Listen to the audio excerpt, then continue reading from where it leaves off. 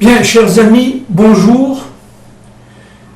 Nous savons que l'être hébreu est par essence un être universel, c'est-à-dire qu'il va porter en lui l'ensemble des organes de l'universel et que chaque pas qu'il va faire, chaque pensée va avoir des répercussions à partir du moment, encore une fois, où il est dans la terre d'Israël, c'est un hébreu, et des répercussions sur le monde entier et sur l'ensemble des mondes. Donc c'est un homme, par définition, responsable et libre avec son Dieu. Maintenant, nous sommes avec Moïse qui va bientôt mourir, qui, dans la paracha Vaïtranan, va supplier, va implorer le Seigneur de rentrer en terre d'Israël. Les Rachamim disent que les maîtres du Sod disent qu'il va faire 515 prières, on l'a déjà dit l'autre fois. Pour pouvoir rentrer, la Gematria de Vaïtranan, c'est 515. 515 prières pour pouvoir rentrer en Eretz Israël. Mais qu'avait Moïse? Pourquoi voulait-il à ce moment-là rentrer et pour guider le peuple en Eretz Israël? Moïse était, si vous voulez, pourvu de deux forces fondamentales. La première force fondamentale, c'est la force de la prière.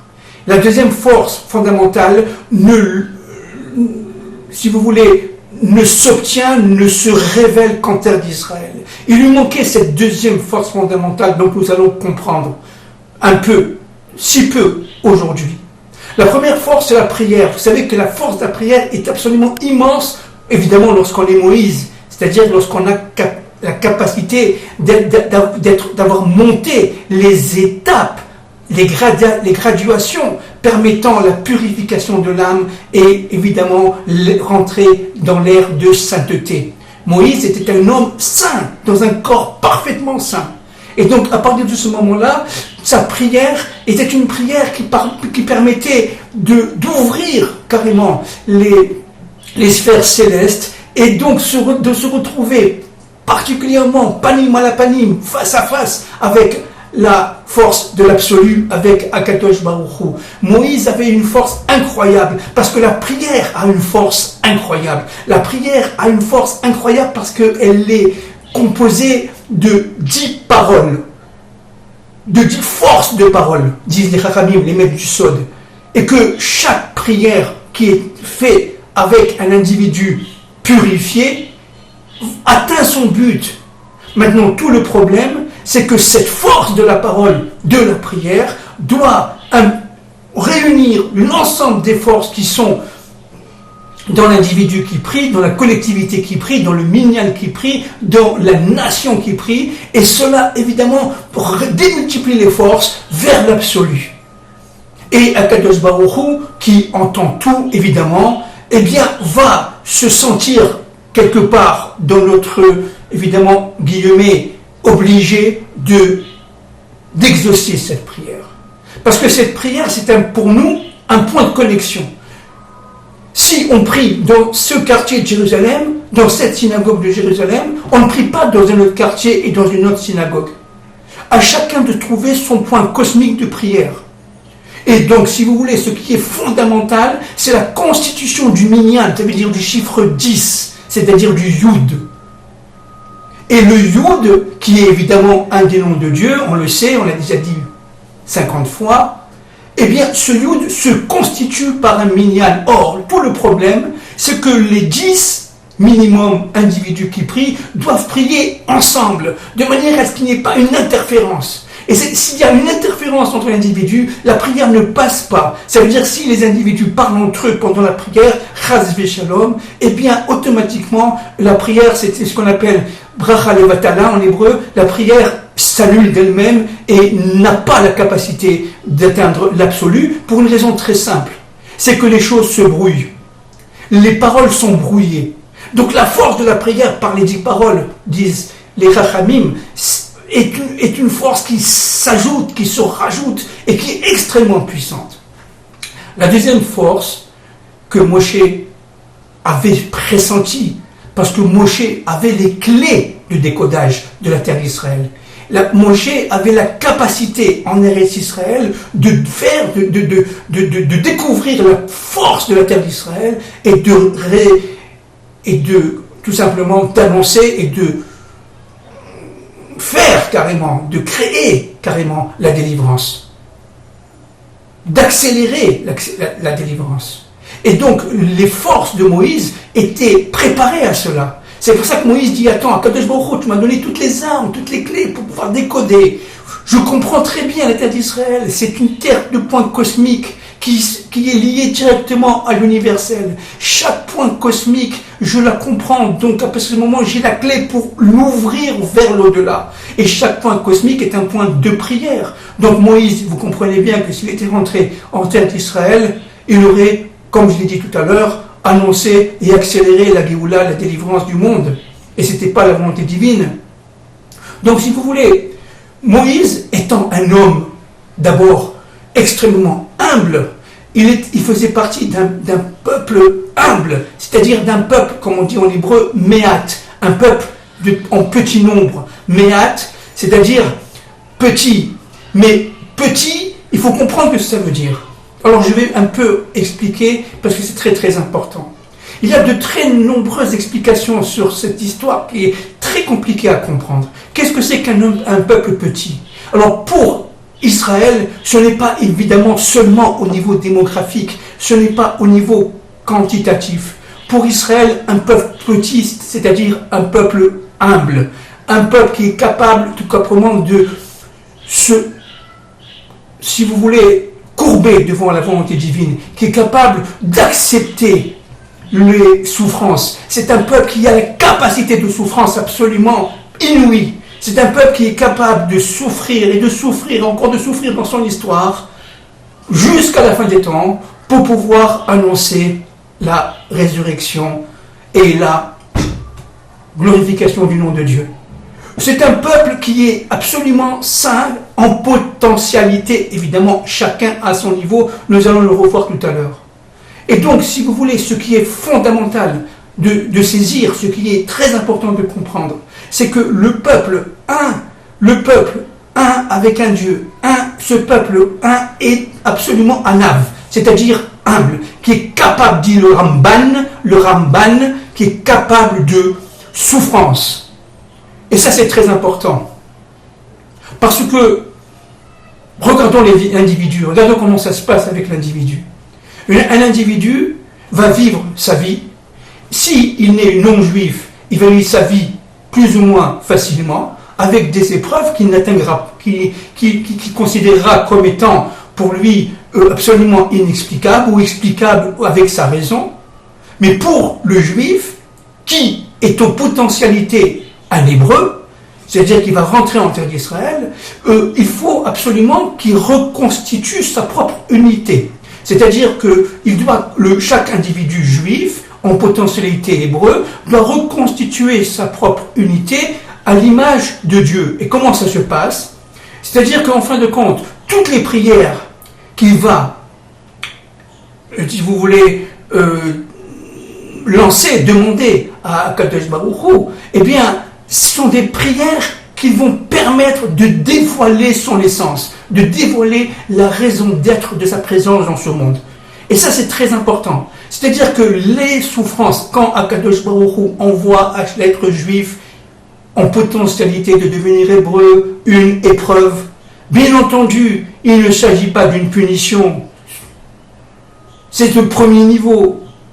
L'épreuve est là pour réveiller l'âme, de manière à ce qu'elle atteigne sa propre essence, de manière à ce que l'individu monte. Le but, c'est de la montée de l'âme vers, si vous voulez, l'unité. Et comme l'âme a 10 parties, qui correspondent aux 10 sphirotes, eh bien, si vous voulez, l'âme va monter d'étape à étape jusqu'à atteindre, évidemment, ça n'arrive pratiquement jamais, sauf à Moïse, la plénitude absolue est de rencontrer Dieu, panim à panim, face à face. Et Dieu, donc, si vous voulez, envoie, en fonction de l'avancée de l'âme, de l'individu, eh bien, il envoie des épreuves. Il va envoyer, par exemple, des obstacles à conquérir, à éviter. Et toute la vie de l'homme sera une vie de difficulté en fait. Et plus il a une potentialité de purification par la Torah, par les mitzvot, et plus il sera, si vous voulez, en souffrance. C'est-à-dire que véritablement il sera testé. Testé avec des guillemets. Ça sera, en hébreu on appelle ça des nisayon, ça sera, si vous voulez, des obstacles, des épreuves qui permettront à l'âme de revenir telle qu'elle est dans les autres mondes. Et ça, c'est très important.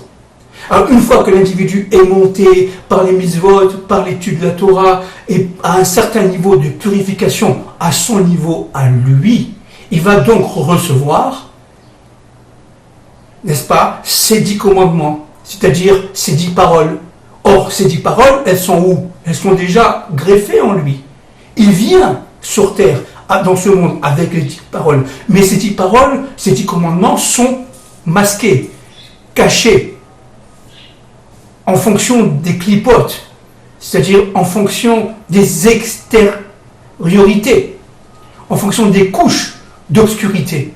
Donc, à nous de les retirer, ces obscurités, de manière à monter pour retrouver nos propres 10 commandements. Chaque individu en Israël a reçu individuellement et collectivement les 10 commandements à son niveau, c'est-à-dire pour sa fonction, pour son essence. C'est pour ça que pour arriver au niveau du schéma Israël, il faut absolument non seulement réunir la pensée et le cœur, avec, comme je l'ai dit autrefois, les forces du foie, Meler, Moar, Lamed et Kaved, j'ai déjà dit l'autre fois, qui donne le mot Meler, Moar étant les forces du cerveau, le lève étant les forces du cœur, d'où qui sont reliées tous les jours chez l'homme par des tiflin, et avec la force, comme je l'ai dit l'autre fois, de transmutation du foie, cela donne le roi.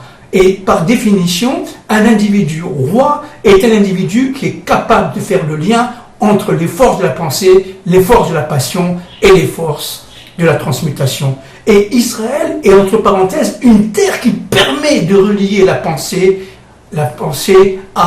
aux lèvres. C'est-à-dire d'unir carrément les forces de passion, les forces de désir, mais de les rendre cachères, de les rendre morales avec les forces de la pensée.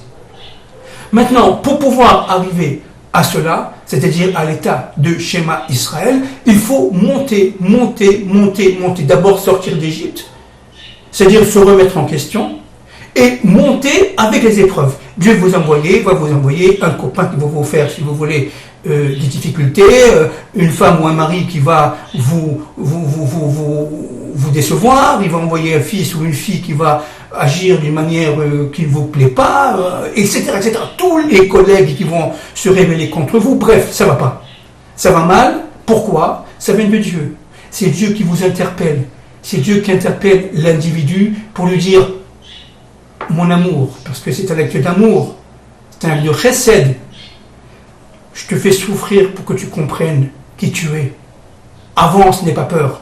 Et automatiquement, les souffrances si vous voulez, non pas disparaître, mais elles changent de nature jusqu'à arriver véritablement à un niveau de purification où on comprend pourquoi on a souffert. Et donc tout ça, c'est Be'ahava. C'est-à-dire c'est un acte d'amour. C'est pour ça que dans le schéma Israël, Hashem Elokeinu, Hashem Echad, Ve'ahavta, c'est-à-dire et tu as aimé ton Créateur. Ve'ahavta et Elokecha. C'est-à-dire, vous voyez, c'est-à-dire que Elokecha, entre parenthèses, c'est au pluriel. Et tu as aimé toutes ces forces, et notamment les forces de la raison. Et à partir de ce moment-là, tu vas conquérir carrément, disons, conquérir c'est un mot un peu fort. Tu vas révéler en toi l'unité du nom de Dieu. Parce qu'il est où, Dieu? Il est en toi, il est dans ton cœur. Betocham, à l'intérieur de chacun d'entre nous, juifs. Et progressivement, évidemment, dans chacun d'être humain, juif ou non juif. Donc tout le problème, c'est de révéler l'unité du Créateur. Alors, il faut faire une distinction, je l'ai déjà dit, entre l'unité et l'unicité. L'unité va permettre, est une condition absolue pour atteindre l'unicité, l'unique. C'est-à-dire que le monde de l'unité, Echad en hébreu, Hachem Echad, est lié à la Ahava. Parce que le Ahava et Echad, je l'ai déjà dit plusieurs fois, est à la même gematria 13. Et donc, si vous voulez, pour atteindre le Echad, et pour pouvoir communiquer, c'est-à-dire dans toute anava, c'est-à-dire dans toute humilité, recevoir les informations et les réaliser en terre d'Israël, à partir de ce moment-là, il faut reconstituer son unité à l'intérieur de soi-même, son unité. Ne mélangeons pas l'unité et l'unicité. Je l'ai dit lors de mes premières interventions ici sur Internet. L'unicité appartient à Dieu. Dieu est un, unique. Mais il est aussi un. Ça veut dire quoi? Un, ça veut dire qu'il est l'union de tous les multiples, de toutes les diversités. C'est ce que nous avions dit. Et donc, chacun d'entre nous, qui possédons une infime partie de cette dimension divine, toute infime partie de cette dimension divine, eh bien, va reconstituer en lui, à partir des événements multiples de sa vie, l'unité. S'il arrive à reconstituer l'unité, ça veut dire à donner un sens à toutes les situations, dans tous les temps et les espaces de sa vie, eh bien, il devient tout simplement saint, il devient prophète. Et il devient intercesseur de Dieu, comme, si vous voulez, entre guillemets, un petit Moïse.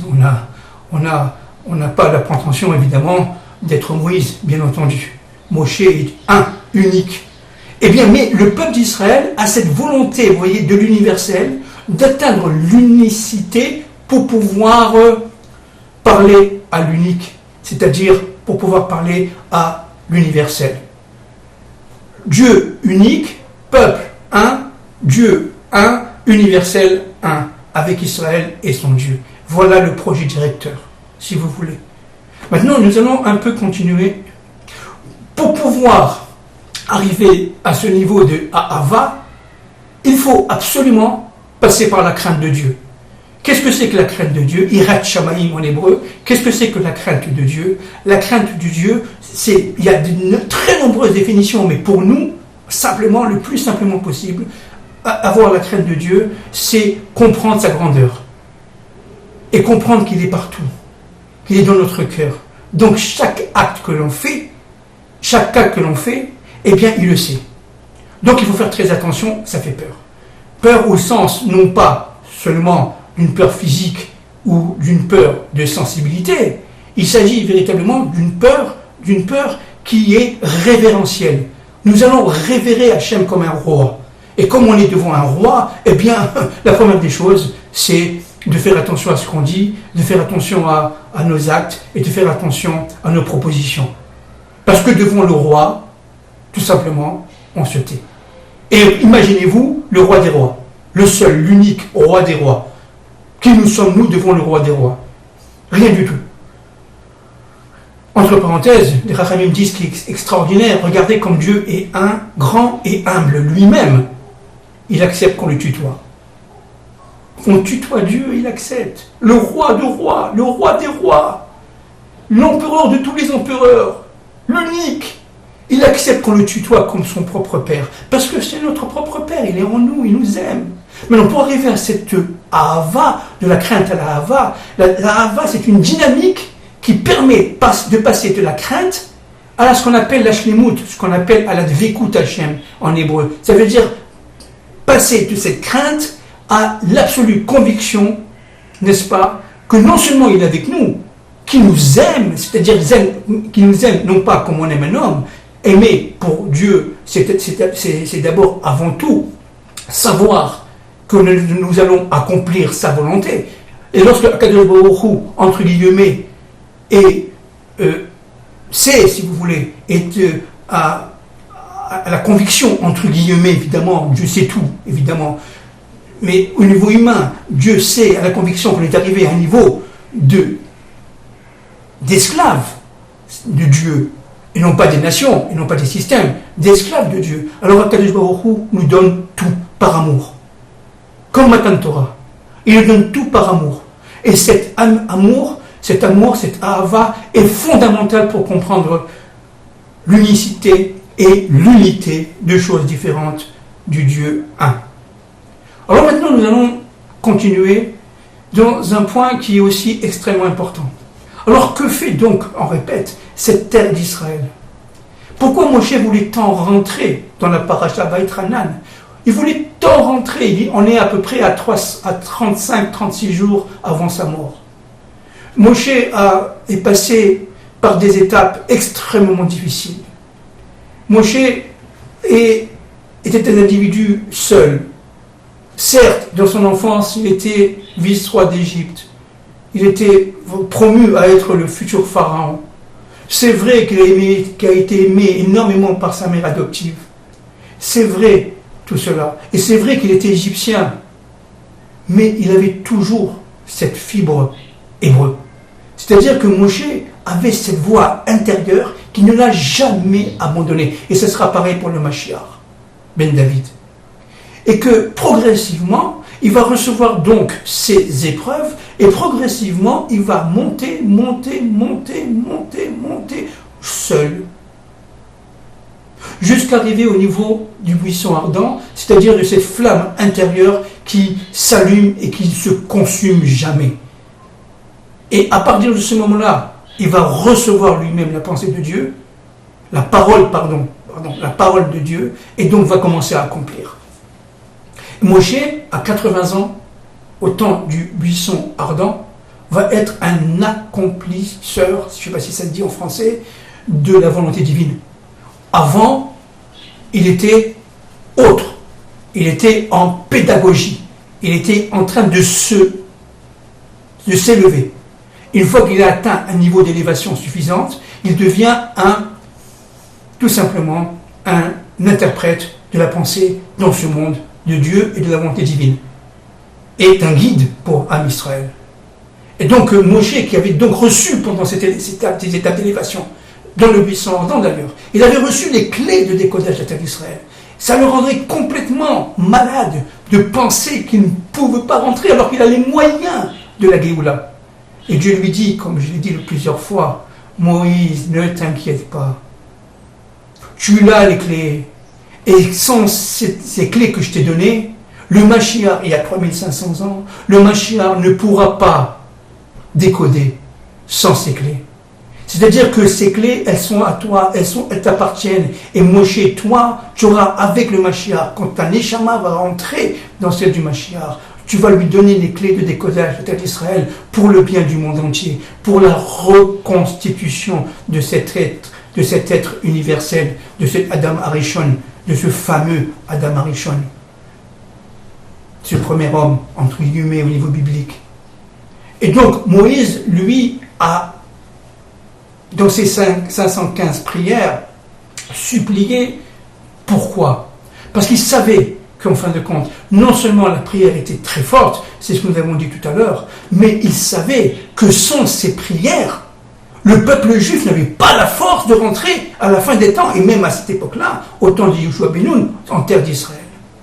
Il a fallu, si vous voulez, réunir toutes les forces des individualités et de la collectivité d'Israël pour, moi, Moshe, les porter vers l'au-delà, vers l'absolu, de manière à ce que, à cette époque, à la mort de Moïse, les Juifs les Hébreux peuvent rentrer en terre d'Israël, et à la fin des temps de l'histoire, Bezrat Hashem, à notre époque, les Juifs ont la capacité, la force de pouvoir revenir. C'est la force du sionisme, si vous voulez. Le sionisme est induit par ses forces, a été porté par les prières de Moshe, si vous voulez. Et ces prières de Moshe qui ont été données il y a 3500 ans, aujourd'hui, se réalisent. Je ne sais pas si vous vous rendez compte. Et elles se réalisent. C'est-à-dire qu'elles ont carrément préparé le terrain de la fin des temps de l'histoire. Et ça, c'est un phénomène absolument fondamental. Dans le Talmud, Gittin 14, on a demandé, mais pourquoi Moshe veut tellement rentrer en Eretz Israël? Alors, un des sages du Talmud répond, je donne ça de mémoire, parce qu'il voulait accomplir les mitzvot de la terre d'Israël, notamment la Shemitah. Mais pourquoi il voulait l'accomplir? Parce qu'il savait que grâce à cet accomplissement en terre d'Israël, il allait ouvrir, si vous voulez, les faisceaux de lumière, lui permettant à Israël de devenir universel. Il fallait reposer la terre tous les 7 ans, la terre d'Israël tous les 7 ans, de manière à ce que cette terre puisse donner toute sa force, tout son sucre. Parce que la terre d'Israël, en fin de compte, c'est une terre, c'est-à-dire elle est matière, mais c'est aussi le résultat d'une prière. C'est aussi le résultat d'un acte d'amour. C'est aussi le résultat de combat. Et c'est pour ça que, comme individuellement, on combat contre toutes les forces qui nous entourent pour pouvoir devenir pur, au niveau collectif, il a fallu se battre contre Sihon, Melech Emouri, Og, Melech Bashan, c'est-à-dire des combats essentiels qu'on retrouve à la fin des temps aujourd'hui avec toutes ces guerres qui nous entourent, à nous, au Proche-Orient, etc., etc. Et le monde va vivre, n'est-ce pas, avec Gog et Magog, ce ramassis de guerres bibliques qui fait que le monde de cela va sortir complètement transformé. Et ces guerres bibliques sont en fin de compte des épreuves qu'envoie Hachem pour Israël, mais aussi pour l'humanité, pour lui permettre de devenir pur. C'est-à-dire tout le problème, c'est de retirer les scories au fil des générations. Une sorte de tamis, vous voyez, une sorte de tamis. Et donc, pour finir, ce qui est très très important, encore une fois, de saisir, c'est que par la prière de Moïse, eh bien, la dynamique de l'histoire, la dynamique universelle de l'histoire, les 515 prières de Moïse vont permettre à l'humanité entière de se rédimer, de se libérer des jougs de l'obscurité, des jougs des forces contraires. Et c'est grâce à la force de Moïse, à sa prière, que Israël va devenir, évidemment, Yeshurun, c'est-à-dire tout simplement un être sublimé, c'est-à-dire reconnu et extrêmement riche au niveau matériel, et que l'humanité va reconnaître la place d'Israël dans le monde. C'est grâce aux prières de Moshe. Sans les prières de Moïse, les 515 prières de Moïse, le monde n'aurait pas pu atteindre la félicité et sa propre délivrance. Voilà, je vous en prie, que Dieu vous protège. Merci beaucoup.